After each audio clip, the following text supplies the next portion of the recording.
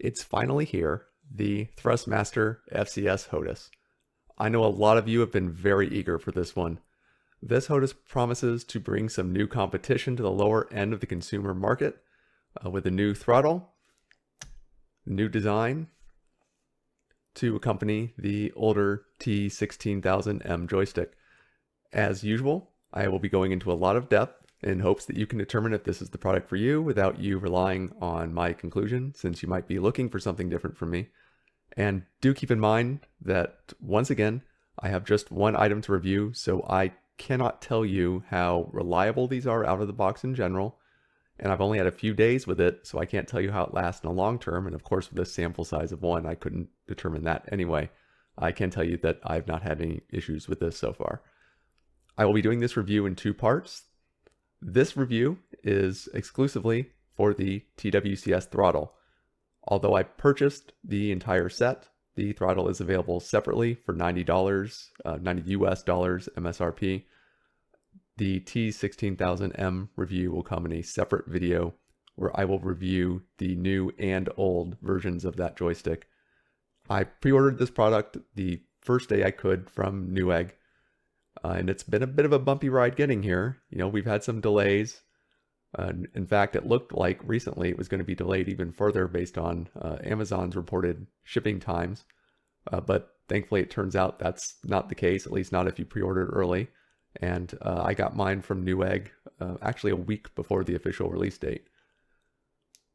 So here we have the box and its contents. It also comes with a manual and the left-hand versions of the grip molding for the T16000M. Of course, if you just get the TWCS throttle alone, you're not going to get the T16000M or its accessories. The packaging was surprisingly good. It's totally nested in foam, which is what you typically see in Thrustmaster's higher-end products like the Warthog.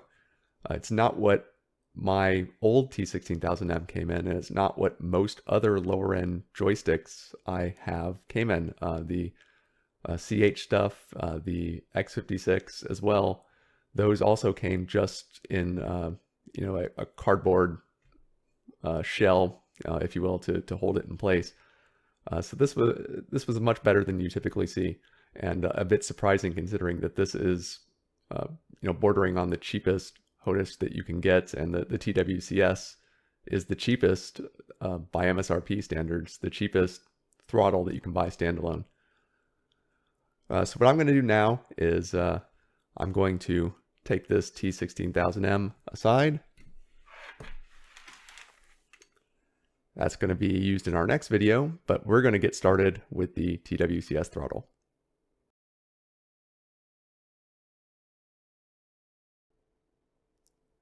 So let's judge the aesthetics of it. Overall, I think it looks okay. It doesn't look great. The styling is very reminiscent of the TFRP pedals, which were just released, so obviously they were going for the same look. And indeed, it does have an RJ12 port, so you can connect those pedals, and we'll show you that later. The black I like. It's kind of a matte black. You know, I've kind of made that clear in the past. I prefer something that's just plain and simple. We have these orange accents, similar to what you see now on the new T16000M. Not a big fan of the orange, although I have to say, if you're going for kind of a sci-fi look and you had to go with some kind of tacky decoration, it does look a lot better than what Cytec did to the X56. The orange pattern follows over to the buttons. Really, the only thing that kind of stands out negatively about the look is similar to the CH products. You can see it if I hold it close to the camera. It has a very rough finish that gives it a very toy-like feel. I feel like that kind of rough plastic surface feels a lot like a child's toy. However, it doesn't actually feel that bad. And the base, at least, because it's tightly built, actually has a bit of heft to it that you wouldn't expect. So it doesn't have that kind of hollowness to it when you use it that would back up that appearance. So there's really not that much to say otherwise about the look. I kind of like the the metal rail here. This is not actually the rail that it slides on. This uses a, they call it the smart rail system, which is the same thing that the pedals use. But this is just a decorative one. The actual rails are hidden inside. But yeah, you can see it's pretty slim and sleek, which is pretty nice. It's not a big product at all. They made it no larger than it had to be. So I give them credit there. Overall, like I said, it's not the best looking thing in the world, but by no means is it bad. Not really that tacky, just a little flourishes that I think go a little too far, but some people will probably like it.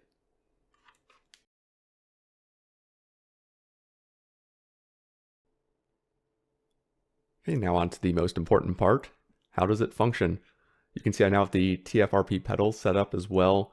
I've plugged those into the throttle so that we can demonstrate how they integrate. We're not going to go in depth on the pedals today. We're going to have a future review on that. But for now, we'll only focus on the way in which it interacts with the throttle. So to start with, I'm just going to take a look at the throttle axis.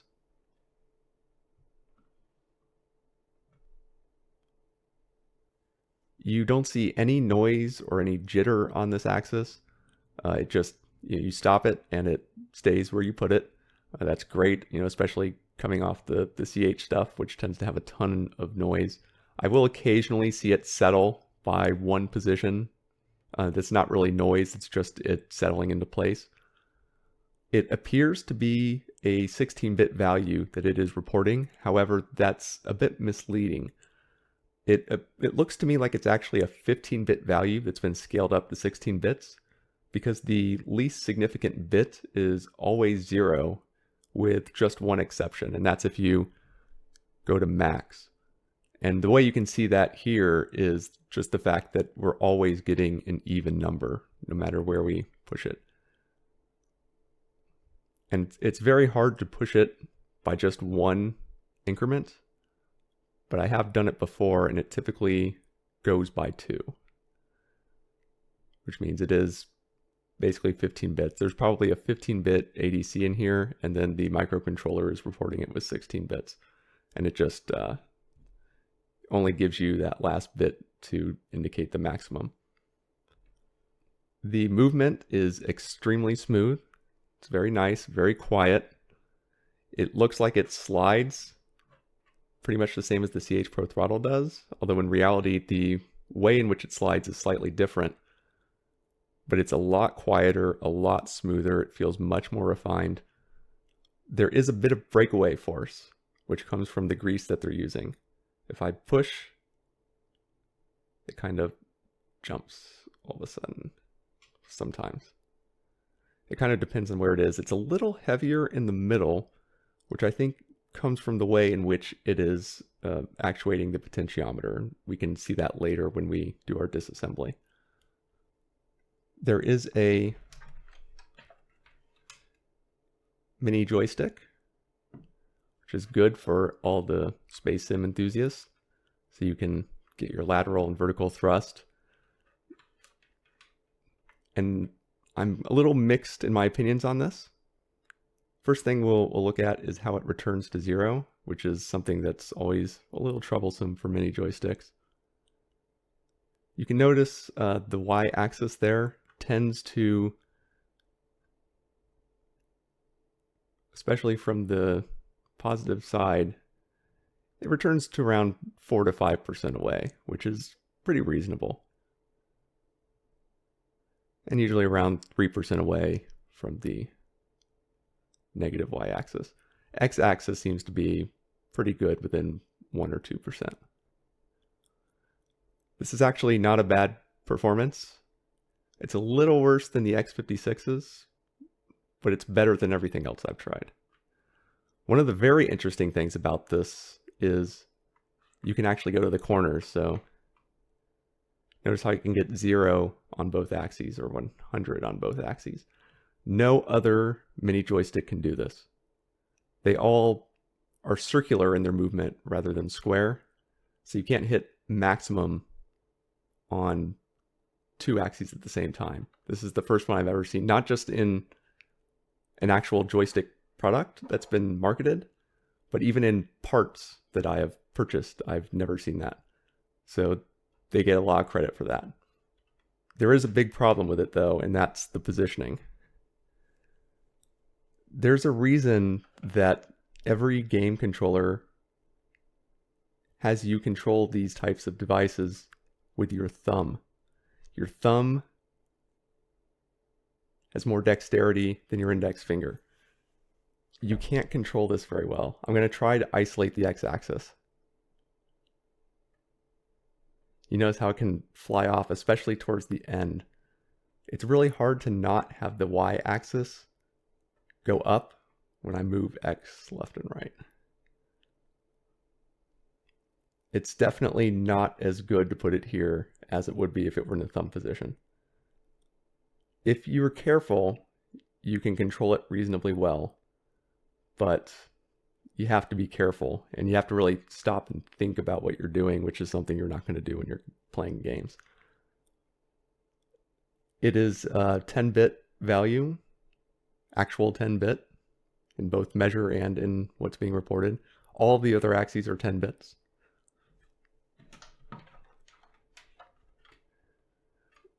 There's a button on this, so you can see button 6. I was really hoping that this would work as a button a lot better than it does, because the cap style is the same as what's used on the Cougar, which is the only analog mini stick I've ever found that you can actually press as a button without sending the X and Y axis all over the place. But it doesn't work. The concave cap does work very well for just keeping your finger in place and letting you control it very well. If you were to compare this to like the mouse nub on the Warthog, which is in a similar position, this is just so superior in every single possible way. Like your finger's just going to slip off that thing on the Warthog, and you have very little control, it's very little travel. This is just vastly superior. And we have this novelty, a little rocker that returns to center. You can use this like a rudder control, or for any other return to zero axis that you want. You could use it for like forward and reverse thrust. If you wanted, I've made clear I love having both a throttle for forward only thrust and forward and reverse for like strafing. So it's nice that they give you this. It's actually fantastic. And it returns to dead center every time. The final axis is the dial axis. And by the way, you'll note that this early build of the joystick suite has a bug where the slider DirectX value is associated with the dial HID value. So I got those mixed up. So just ignore that. I don't like the dial. The problem with the dial is it's very heavy. This is like, it's the dial equivalent of the X56's throttle. Like heavy that is. That's what this feels like. If it were lighter, that would be nice. I actually think I'd prefer a like scroll wheel that just activated buttons. So it's like infinite scroll in each direction. But I would settle for this just being lighter than it is. Maybe that's a mod opportunity. Now we have 3 more axes. The ones that are labeled slider, rotational Y, and rotational X. If you just use the throttle, those will never get used. Those actually are the axes that come from the pedals. So you can see in the toe brakes. Now I'm not going to go too much in depth on the pedals today, but the pedals are really weird. There's some weird HID device shenanigans going on there that I'm not going to get into. It's not the pedals themselves, it's their adapter, the USB adapter they come with. They work a lot better when you use them with the TWCS. The USB device controller in this just seems to handle it so much better. But there are still some issues. So what I'm going to do is I'm going to move this. There we go, 100%. But watch. Look at how much movement I have beyond 100%.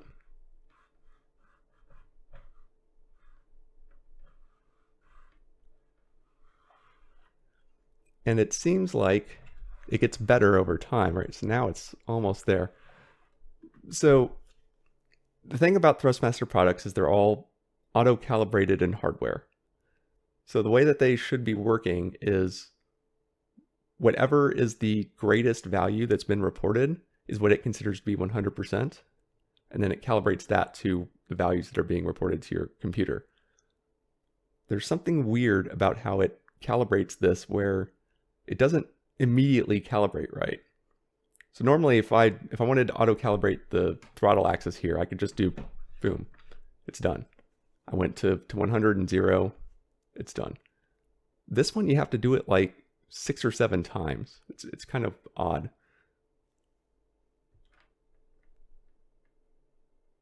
The pedals are, yeah, the toe brakes, they're kind of the same. At first, they're not quite right.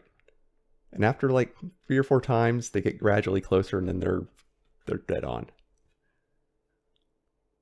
But I can tell you that if you use the adapter that comes with the pedals directly to plug it into USB, I have a lot more issues. They work so much better with the throttle. So that's the axis coverage. So let's look at the buttons now. Button 1 is on the side. There is tons and tons of play. Tons of play. More play than I've seen on any button. Now the similar buttons on the back here have like no play to them. So it seems to be something that's specific to this one, and maybe it's just because it sticks out a little further.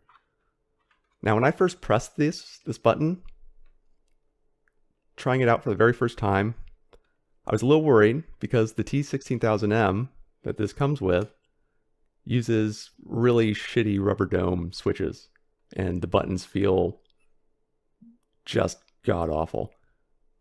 And then I press this one, and there's like a tactile click, and it actually feels solid. And I'm like, oh, thank God.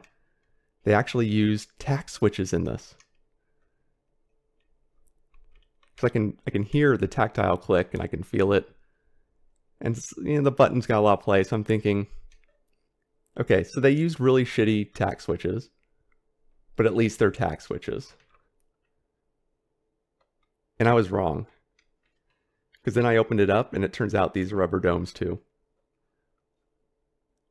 But I have to give them some credit because they made the rubber domes feel like they were just terrible, terrible tack switches instead of rubber domes. The best you're going to get a rubber dome to feel like is a terrible tack switch. They should have used tack switches. There's really no excuse. It would have added like 10 cents to the product if they'd used a shitty tack switch. But at least it's not as bad as the T16000M. The rest of these buttons are like proper multi-directional switches. You've got like a 2-way, 4 and 5, 8, 9, 10, 12, 13, 14. And of course 6 was the button on the analog joystick that I showed you earlier. So the rest of these buttons feel okay. These ones are a little mushy, as you would expect from rubber domes, but actually not as bad as they could have been. And then we have the POV hat switch. Now, there's a little bit of weirdness to this. I'm going to bring it up to the microphone so that you can hear it.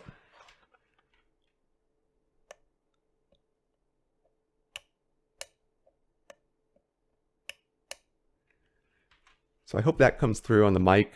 Maybe you guys can hear the difference. It sounds normal when I move it to the right. Normal little click. Then I go to the left, and there's this loud snap. It's like, snap. It sounds terrible. I don't know if that's just my unit, or if that will be common to everything. It works fine. It's not a functional complaint. It's just kind of weird that it sounds radically different from each side. All right, so there we have it. Let's move on to the disassembly. We'll check out how all this functionality is coming to be.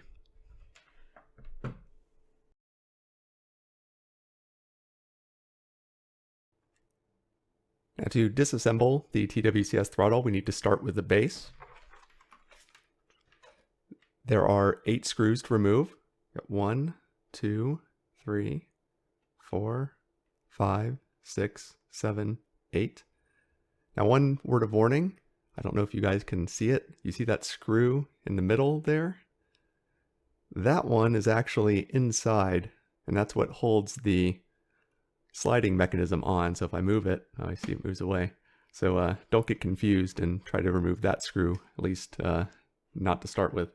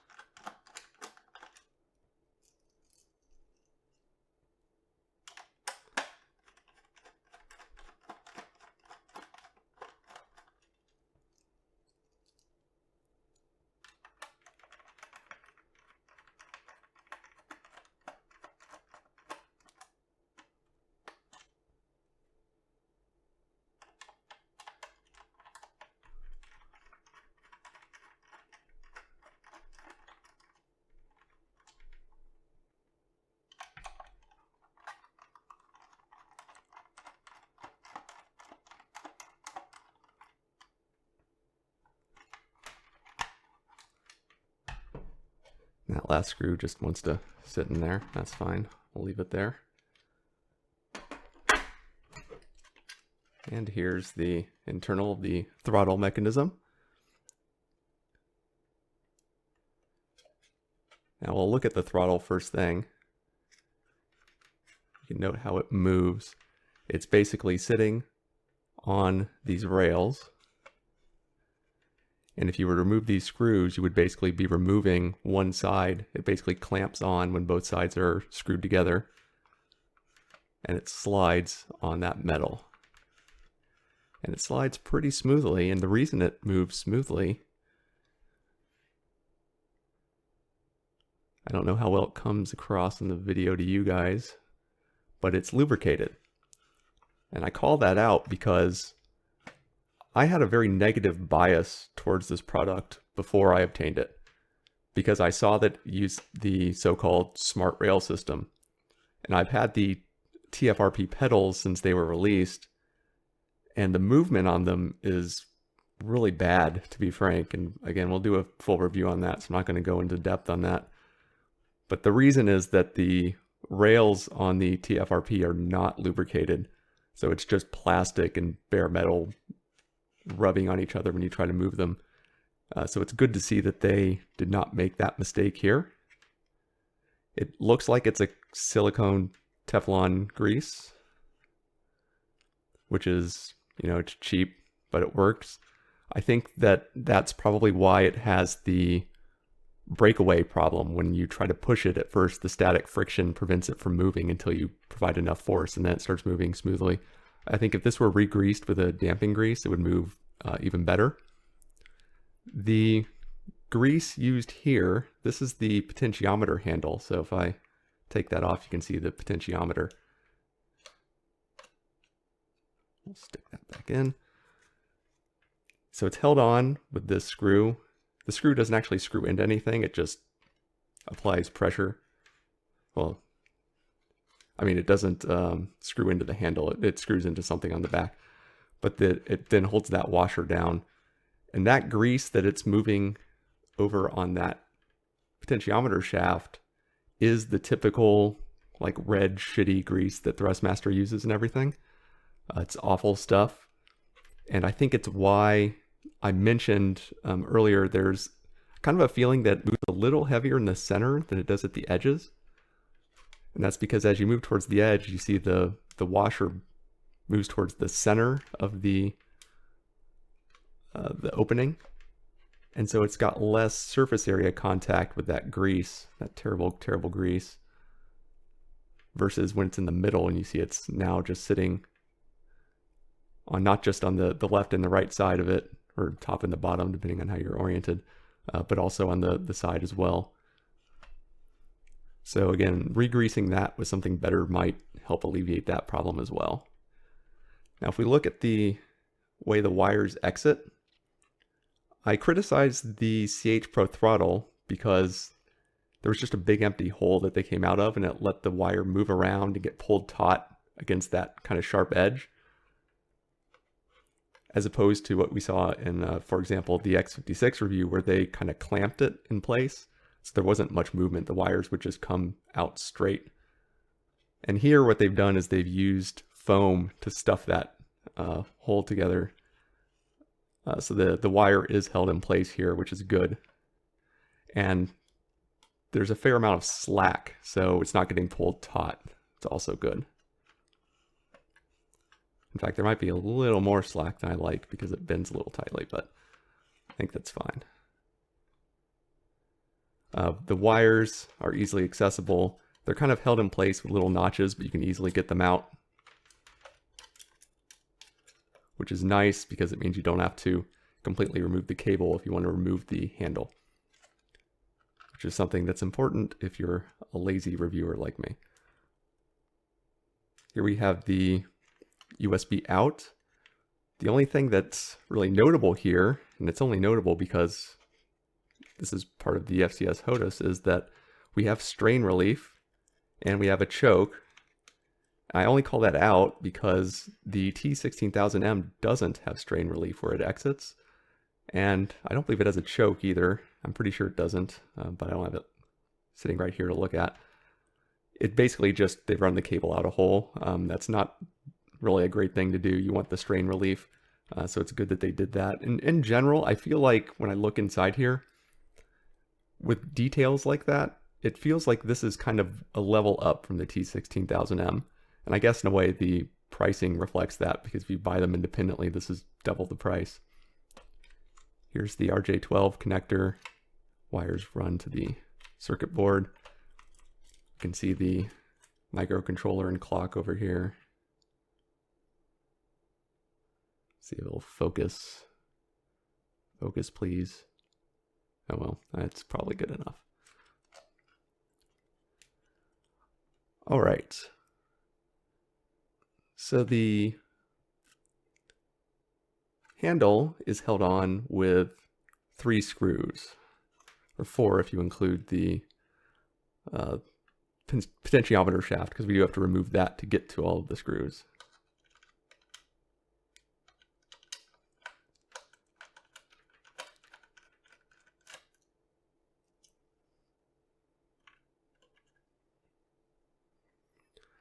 So now we can see the 3 screws. Only 2 of them are accessible before you remove the potentiometer shaft.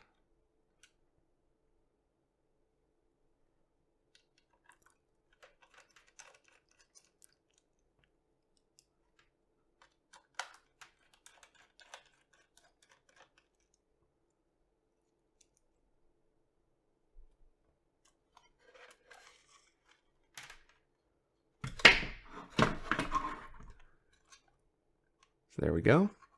Now there's a number of screws we need to remove, and everything's pretty straightforward with a couple of exceptions, and that's these 2 screws, which are buried rather deeply in there.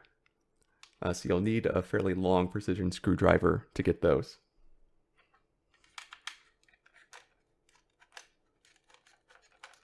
So I've got my backup screwdriver that's a little longer than my normal electronics kit.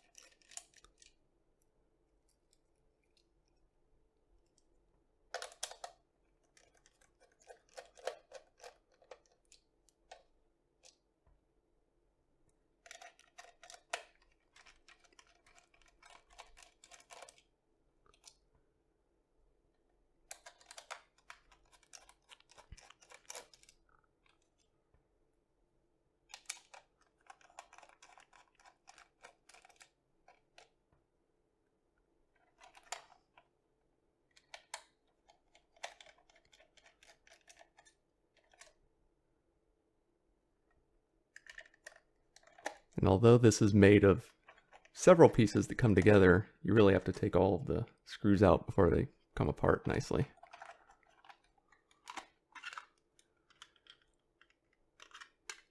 And so the only thing in the top is the potentiometer for the dial, a couple of gears, and then we have the two boards for the other controls. And we'll show you the rubber dome under that orange button. Hat assemblies look decent, well made, and attach well to the circuit boards.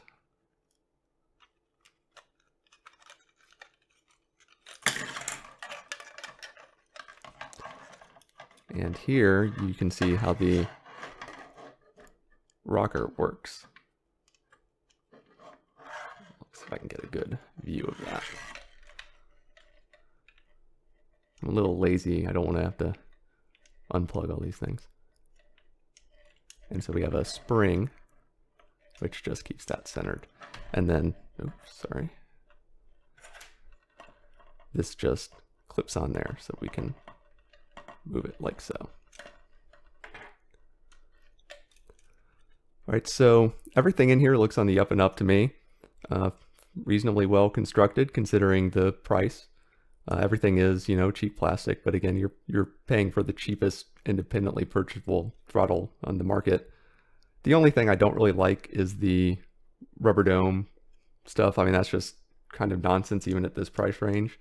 The much cheaper Logitech joystick, you know, comparing to the T16000M, uses proper tact switches, so there's no reason that we couldn't have proper tact switches here. You don't have to use great tact switches, but it would still be better than, that just, yeah, it just feels really bad. But let's get that back in focus one last time so we can end with the video not looking terrible. All right, so thanks for watching through the disassembly. Now let's talk a bit about the software.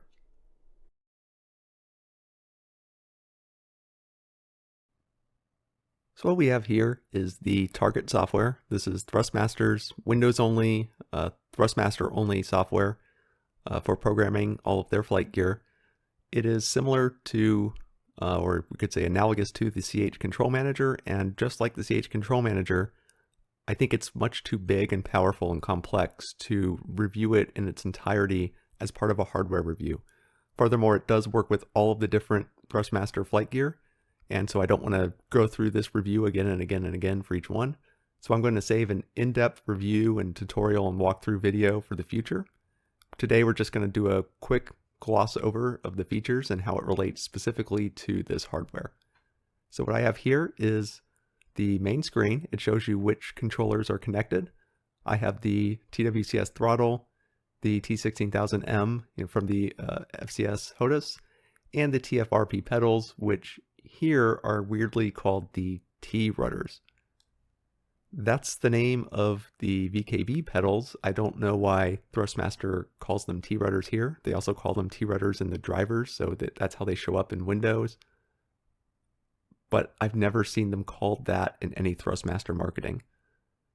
Weird. Now, if you use the pedals by connecting them to the throttle, you won't see them here. They just show up as 3 additional axes under the throttle when you do your binding. One thing I'll note is I've mentioned I've had some issues with the way direct input reads the pedals, but once I bind them with target, I don't have those issues anymore.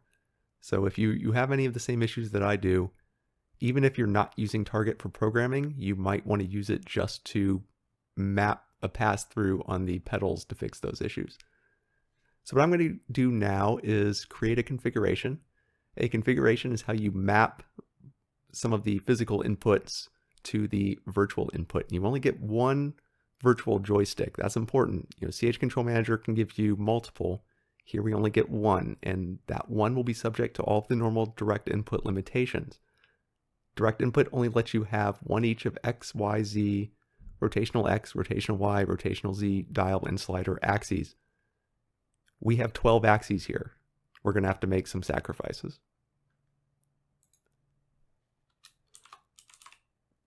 I'm going to choose advanced. The difference between basic and advanced is just a few additional options that show up when you're binding your buttons. I don't think there's really any benefit to going with basic. It's not really significantly simpler or easier to use for a new user. You just lose important features.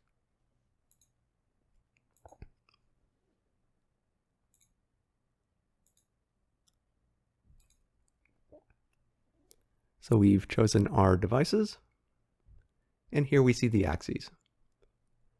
Now, as I mentioned, we have to get rid of some of these because we have too many.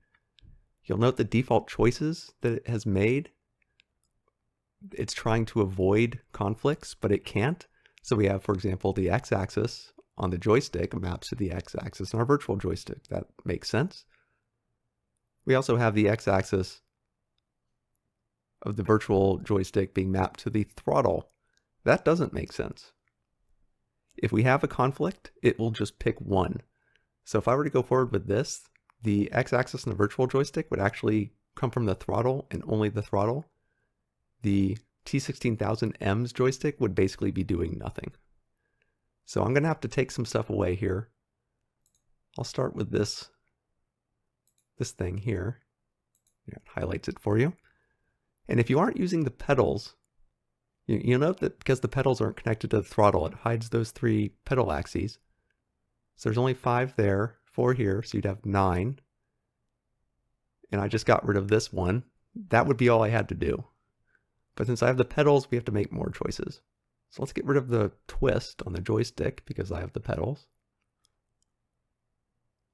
And we'll get rid of the rudder rocker on the TWCS. And let's get rid of the dial too, because I never liked that dial. So now we've got it down to 8 axes, but we have to make sure there are no conflicts. So we've got X, Y, rotational X, rotational Y, Z. Let's just make this rotational too for the consistency. Our throttle can be Z. Now I'm picking throttle here. Throttle is actually what they curiously call the dial axis for some reason. And slider. There we go.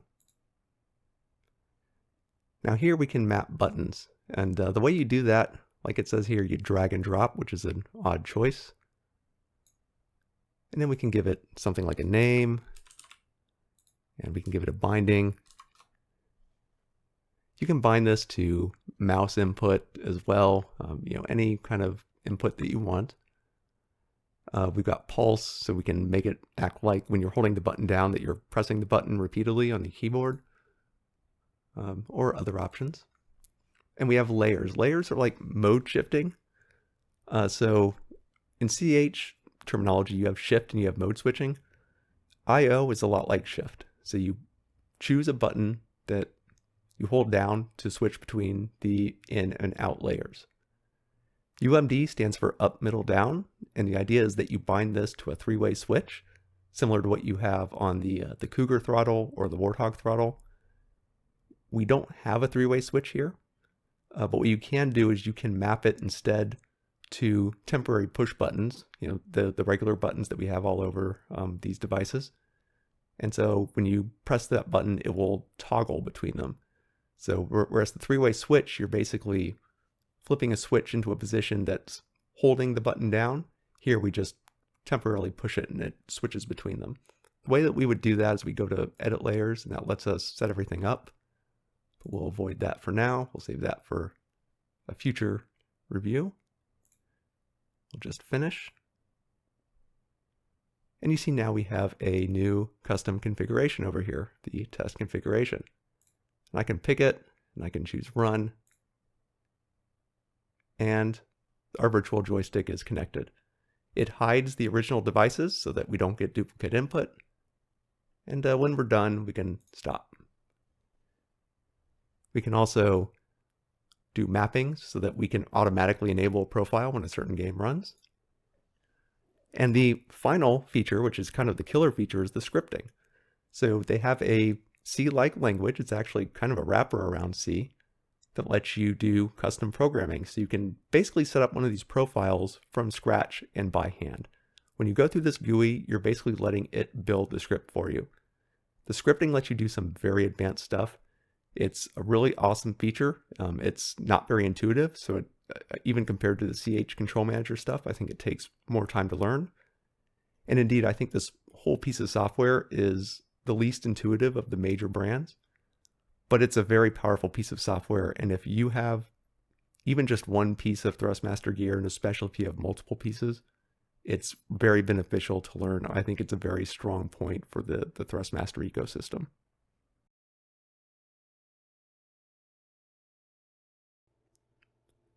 Now, I mentioned during this review that I had some negative expectations for this product. I've seen a lot of people online recommending it to people who were saying, I want to get my first HOTAS or my first throttle. What should I get? And they'll say, well, wait for the TWCS. It's going to be awesome. You never know something's going to be awesome until you actually have a chance to take a look at it. Let's not forget the lesson of No Man's Sky. Fortunately, they happen to be right this time. I think that this is actually a very nicely done product, and my negative expectations were subverted. The expectation I had was that because this used the smart rail system, as Thrustmaster calls it, it was going to be terrible. And I based that on my experience with the TFRP pedals, which, we'll do a detailed review, but for just, the movement of them, I thought the smart rail system was quite poor. And the problem was the lack of any lubrication, so it just didn't move smoothly. They fixed that here. They did it right this time. So that smart rail system was much better executed in this product. And so my expectations were definitely wrong there. There's still some room for improvement. The mini analog stick being in the index finger position, that was the other thing I expected to be a problem. It is a problem. It's not as bad a problem as I thought it would be. I might come to get used to it, so I am going to do a 1-month update on this, and we'll see if in 1 month I can start to control it better.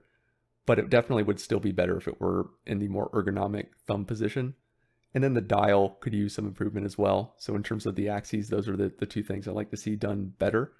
But overall, I think in terms of analog inputs, this throttle knocked it out of the park. Thrustmaster did a great job of giving you a lot of inputs. That extra rocker axis with the return to center is fantastic. In my mind, it's equivalent to with the X56. I loved having that extra mini analog stick on the joystick because it gave me one more, actually in that case 2 more, although I only used one more return to center axis that I could use. That gives me 6 degrees of freedom with return to 0 axes, so I can do forward and reverse strafing, plus having the throttle for just forward only. This is the first joystick since the X56 to offer that same thing. And I should make the caveat I'm talking about without pedals. If you use pedals, you can do this with any throttle and any joystick. But the X56 was the only product that let you do that without pedals. Now we have another, and this one does it at half the price. So that's awesome. It's bringing a lot more functionality to people at a much better price point. People who are going for that intro price point, beginners, people who are getting their first HOTAS, first throttle. The digital controls, not really acceptable to use rubber domes, but even though they did the buttons badly, they did them badly well, if that makes sense. If you used rubber dome keyboards for a while, these are no worse than what you're used to. The T16000Ms are a lot worse than these. And frankly, what I want to say here is they knocked it out of the park, because even though it has some little flaws like that, they've brought so much to an intro level price point that's going to make gameplay for a lot of people who either just don't have the budget or who are just getting started with this type of game. You can do so much with this that you couldn't do with the competitors. An X52 doesn't give you as many analog axes or give them to you in as good a form, with just a mouse nub. The CH Pro Throttle, I'm going to do a dedicated comparison review between the CH Pro Throttle and this, but I'm going to give you a bit of a spoiler here. The CH Pro Throttle just got wrecked. Totally freaking wrecked. I don't give buy or not buy recommendations. That's my rule. And because of that rule, I'm not going to tell you guys to never buy a CH Pro throttle again. It's because of the rule that I'm saying that, not because that statement would be wrong. Wink, wink. So Thrustmaster, great work. All those people who are just getting into this because of Elite Dangerous, Star Citizen, I think now have a really fantastic option for a throttle. The only way you're going to get 6 degrees of freedom control cheaper than this is to go with a left-hand T16000M.